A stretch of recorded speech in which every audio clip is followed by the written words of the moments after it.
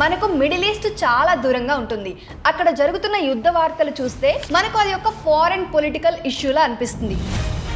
కానీ నిజానికి ఈ గ్లోబలైజ్డ్ ప్రపంచంలో డిస్టెన్స్ అనేది కేవలం మ్యాప్లో మాత్రమే ఉంటుంది. ఒక దేశంలో కాన్ఫ్లిక్ట్ మొదలైతే దాని దెబ్బ మరో దేశ ఆర్థిక వ్యవస్థకు తాకుతుంది. ప్రజెంట్ ఇస్రాయెల్ మరియు ఇరాన్ మధ్య పెరుగుతున్న ఉద్రిక్తత, అలాగే అమెరికా పాత్ర వలన ఈ ప్రాంతంలో పరిస్థితి మరింత క్లిష్టంగా మారింది. ఈ పరిస్థితి కేవలం ఒక సైనిక ఘర్షణగా మాత్రమే చూడలేం. ఇది ఒక పొటెన్షియల్ గ్లోబల్ ఎకనామిక్ షాక్ గా మారే అవకాశం ఉంది. అయితే ఇప్పుడు ఈ కాన్ఫ్లిక్ట్ అనేది ఎందుకు ప్రపంచానికి అంత ముఖ్యమైనది అన్నది అర్థం చేసుకోవాలి. సో దీనికి సంబంధించిన పూర్తి సమాచారాన్ని ఈ వీడియోలో తెలియజేస్తాను. సో వీడియోని స్కిప్ చేయకుండా పూర్తిగా చివరి వరకు చూడండి. మీలో ఇంకెవరైనా మన ఛానల్ ని కొత్తగా చూస్తున్నా లేదా సబ్స్క్రైబ్ చేసుకోకుండా చూస్తున్నట్లయితే బాస్వాలా డైలీ తెలుగు ఛానల్ ని సబ్స్క్రైబ్ చేసుకోండి.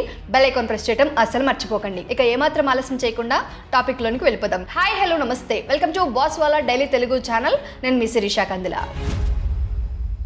మిడిల్ ఈస్ట్ అనేది ప్రపంచ ఎనర్జీ సప్లైకి ప్రధాన కేంద్రం. ముఖ్యంగా క్రూడ్ ఆయిల్ మరియు నేచురల్ గ్యాస్ ఉత్పత్తిలో ఈ ప్రాంతం కీలక పాత్ర పోషిస్తోంది. ప్రపంచ ఆర్థిక వ్యవస్థలో ఆయిల్ ఒక బ్యాక్ బోన్ లాంటిది. మనం ప్రయాణించే వాహనాల నుంచి విమానాలు, సముద్ర రవాణా, పరిశ్రమలు, వ్యవసాయం, విద్యుత్ ఉత్పత్తి వరకు అన్ని ఏదో ఒక విధంగా ఎనర్జీపై ఆధారపడి ఉంటాయి. అందుకే ఎనర్జీ సప్లైలో ఏ చిన్న అంతరాయం వచ్చినా అది ప్రపంచ మార్కెట్లలో వెంటనే ప్రతిఫలిస్తుంది. ఈ సందర్భంలో అత్యంత కీలకమైన ప్రాంతం స్ట్రెయిట్ ఆఫ్ హుర్ముజ్. ఇది ఇరాన్ మరియు యునైటెడ్ అరబ్ ఎమిరేట్స్ మధ్య ఉన్న ఒక సన్నని సముద్ర మార్గం. ప్రపంచ క్రూడ్ ఆయిల్ సరఫరాలో దాదాపు 20% ఈ మార్గం గుండా రవాణా అవుతుంది. అంటే ప్రపంచంలో ప్రతి 5 ఆయిల్ బ్యారెల్స్ లో 1 ఈ మార్గం గుండా వెళ్తుంది. ఒకవేళ ఈ మార్గంలో భద్రతా సమస్యలు పెరిగినా లేదా షిప్స్ పై దాడులు జరిగాయని వార్తలు వచ్చినా వెంటనే ఆయిల్ ధరలు పెరగడం సహజం. ప్రెజెంట్ కూడా కొన్ని వెజల్స్ పై దాడుల వార్తలు రావడంతో షిప్పింగ్ యాక్టివిటీ తగ్గింది. షిప్పింగ్ కంపెనీస్ ఇన్సూరెన్స్ ప్రీమియమ్స్ పెంచాయి.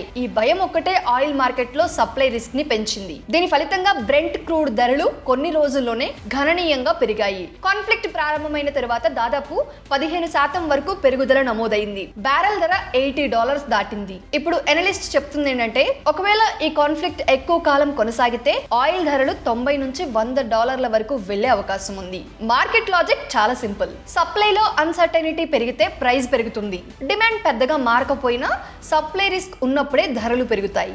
ఆయిల్ ధరల పెరుగుదల కేవలం ఎనర్జీ సెక్టార్ లోనే పరిమితం కాదు. ఇది షిప్పింగ్ మరియు గ్లోబల్ ట్రేడ్ పై కూడా ప్రభావం చూపుతుంది. వార్ జోన్ దగ్గర షిప్పింగ్ అంటే రిస్క్ ఎక్కువ. ఇన్సూరెన్స్ ప్రీమియమ్స్ పెరుగుతాయి. ఫ్రైట్ చార్జెస్ పెరుగుతాయి. ఫ్రైట్ చార్జెస్ పెరిగితే ఇంపోర్ట్స్ ఖరీదవుతాయి. ఉదాహరణకు ఎలక్ట్రానిక్స్, మెషినరీ, ఇండస్ట్రియల్ రా మెటీరియల్స్ వంటి వస్తువుల ధరలు పెరగొచ్చు. పాండమిక్ సమయంలో సప్లై చైన్ డిస్ట్రప్షన్స్ వలన ప్రపంచం ఎలా ఇబ్బంది పడిందో మనం చూసాం. ఇప్పుడు ఎనర్జీ డ్రివెన్ సప్లై షాక్ మళ్ళీ ఆ పరిస్థితిని గుర్తు చేస్తుంది. ఇక ఇప్పుడు ఏషియన్ స్టాక్ మార్కెట్స్ పరిస్థితి చూస్తే ఈ భయం ఎంత ఉందో అర్థమవుతుంది. సౌత్ కొరియాలోని కోస్పీ ఇండెక్స్ భారీగా పడిపోయింది. ట్రేడింగ్ కొంతసేపు నిలిపివేయాల్సి వచ్చింది. జపాన్ లో నిక్కై కూడా పడిపోయింది.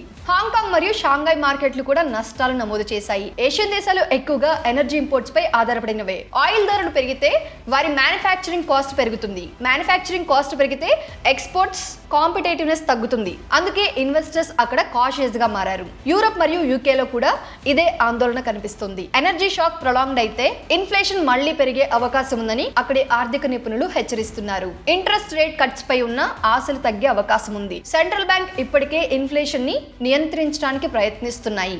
ఒకవేళ ఎనర్జీ షాక్ మళ్లీ ఇన్ఫ్లేషన్ ని పెంచితే మానిటరీ పాలసీ మరింత కఠినంగా మారే అవకాశం ఉంది. ఈ సమయంలో ఇన్వెస్టర్స్ సేఫ్ హెవెన్ అసెట్స్ పై మొగ్గు చూపడం సహజం. గోల్డ్ ధరలు పెరగడం, యుఎస్ డాలర్ బలపడడం ఈ పరిస్థితిని సూచిస్తున్నాయి. డాలర్ స్ట్రాంగ్ అయితే ఎమర్జింగ్ మార్కెట్ కరెన్సీస్ పై ఒత్తిడి పెరుగుతుంది. ఇండియా రూపాయి కూడా దీనికి మినహాయింపు కాదు. ఇక ఇండియా గురించి ప్రత్యేకంగా మాట్లాడితే మన దేశం తన క్రూడ్ ఆయిల్ అవసరాల్లో దాదాపు 85% ఇంపోర్ట్స్ పై ఆధారపడుతుంది. అంటే ఇంటర్నేషనల్ ఆయిల్ ధరలు పెరిగితే మన దేశానికి ఇంపోర్ట్ బిల్ భారీగా పెరుగుతుంది. ఒక అంచనా ప్రకారం ఆయిల్ ధర బ్యారెల్ కు $10 పెరిగితే సంవత్సరానికి బిలియన్స్ ఆఫ్ డాలర్స్ అదనపు భారంగా మారుతుంది. ఇంపోర్ట్ బిల్ పెరిగితే కరెంట్ అకౌంట్ డెఫిసిట్ పెరుగుతుంది. సిఏడి పెరిగితే ఫారెన్ ఎక్స్చేంజ్ రివర్సెస్ పై ఒత్తిడి వస్తుంది. డాలర్ డిమాండ్ పెరిగితే రూపాయి బలహీన పడుతుంది. రూపాయి పడిపోతే ఇంపోర్ట్స్ మరింత ఖరీదవుతాయి. ఈ విధంగా ఆయిల్ షాక్ ఒక డబుల్ ఇంపాక్ట్ ఇస్తుంది. ఇన్ఫ్లేషన్ యాంగిల్ లో చూస్తే ప్రభావం మరింత స్పష్టంగా కనిపిస్తుంది. పెట్రోల్, డీజిల్ ధరలు పెరిగితే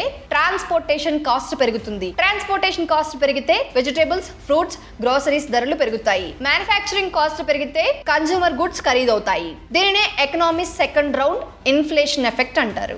ఆర్బీఐ ఇన్ఫ్లేషన్ 4%, కానీ ఆయిల్ ధరలు ఎక్కువ కాలం హైలో ఉంటే ఇంట్రెస్ట్ రేట్ డెసిషన్స్ పై ప్రభావం పడే అవకాశం ఉంది. ఇంట్రెస్ట్ రేట్స్ ఎక్కువ కాలం హైలో ఉంటే లోన్స్ ఖరీదవుతాయి, ఈఎంఐ బర్డెన్ పెరుగుతుంది, ఎకనామిక్ గ్రోత్ మందగిస్తుంది. స్టాక్ మార్కెట్ లో కూడా సెక్టార్ వైజ్ ఇంపాక్ట్ ఉంటుంది. ఏవియేషన్ సెక్టార్ ఫ్యూయల్ పై హెవీలీ డిపెండెంట్. ఫ్యూయల్ కాస్ట్ పెరిగితే ప్రాఫిట్ మార్జిన్స్ తగ్గుతాయి. లాజిస్టిక్స్ సెక్టార్ కూడా డీజిల్ పై ఆధారపడి ఉంటుంది. Chemical, paint industries petroleum derivatives ఉపయోగిస్తాయి. వీటిపై నెగటివ్ ప్రభావం పడే అవకాశం ఉంది. అయితే ఆయిల్ ఎక్స్ప్లోరేషన్ కంపెనీస్ కొంత లాభపడొచ్చు.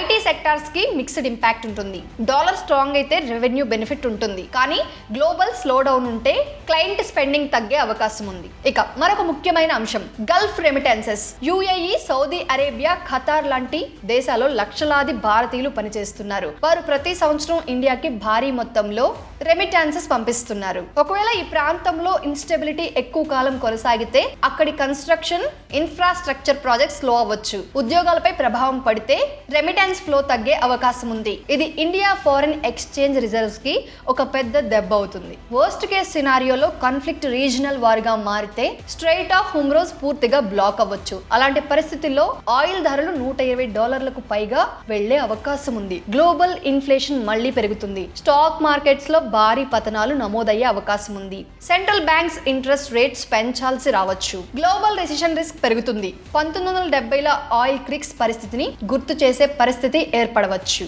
అయితే బెస్ట్ కేస్ సెనారియో కూడా ఉంది. డిప్లొమాటిక్ టాక్ సక్సెస్ అయితే కాన్ఫ్లిక్ట్ తగ్గే అవకాశం ఉంది. ఆయిల్ ధరలు స్టెబిలైజ్ అవుతాయి, మార్కెట్స్ రికవర్ అవుతాయి, ఇన్ఫ్లేషన్ మేనేజబుల్ గా ఉంటుంది. సో ఓవరాల్ గా చూస్తే మిడిల్ ఈస్ట్ లో జరుగుతున్న ఈ సంఘటనలు కేవలం దూర ప్రాంత వార్తలు కావు. ఇవి ఆయిల్ ధరలు, inflation, currency value, stock markets, remittances, global trade అన్నిటిపై ప్రభావం చూపే అవకాశం ఉన్న అంశాలు. ఈ ఇంటర్ కనెక్టెడ్ ప్రపంచంలో ఒక ప్రాంతంలో జరిగిన సంఘటన రిపుల్ ఎఫెక్ట్ రూపంలో ప్రపంచమంతా వ్యాపిస్తుంది. కాబట్టి వచ్చే కొన్ని వారాల్లో క్రూడ్ ఆయిల్ ధరలు, రూపాయి విలువ, RBI policy signals, global diplomatic developments అన్నిటిని గమనించడం చాలా అవసరం. ఇది ఒక టెంపరరీ వోలటాలిటీ అవుతుందా లేక లాంగ్ టర్మ్ ఎకనామిక్ షిఫ్ట్ అవుతుందా అన్నది కాలమే నిర్ణయిస్తుంది. కానీ ఒక విషయం స్పష్టంగా ఉంది, మిడిల్ ఈస్ట్ టెన్షన్ ని కేవలం పొలిటికల్ న్యూస్ గా చూడలేం. ఇది ఒక ఎకనామిక్ సిగ్నల్ కూడా. సో ఓవరాల్ గా రాబోయే రోజుల్లో ఇప్పుడు జరిగే ఈ యుద్ధం వల్ల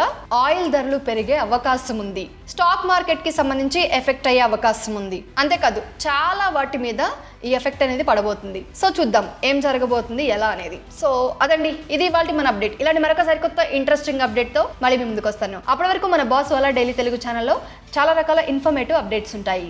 ఒక్కసారి మన ఛానల్ పేజ్ ని విజిట్ చేసి చూడండి ఎలాంటి వీడియోస్ ఉన్నాయి, ఎలాంటి ఇన్ఫర్మేషన్ ఉంది అని. సో మీరు చేయాల్సిన మీకు ఏమైనా డౌట్ ఉన్నా లేకపోతే మీకు ఏమైనా వీడియో కావాలి దానికి సంబంధించి టాపిక్ ని జస్ట్ కామెంట్ చేయండి. నేను దానికి సంబంధించి మరొక వీడియో మీకు ఇవ్వడానికి ప్రయత్నిస్తాను. సో అంతే అండి, ఇలాంటి మరొక సరికొత్త ఇంట్రెస్టింగ్ అప్డేట్ తో మళ్ళీ ముందుకు వస్తాను. Till then stay tuned to Boss Wala daily Telugu channel.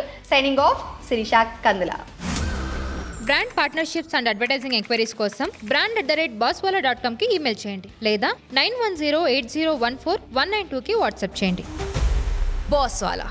Be the boss.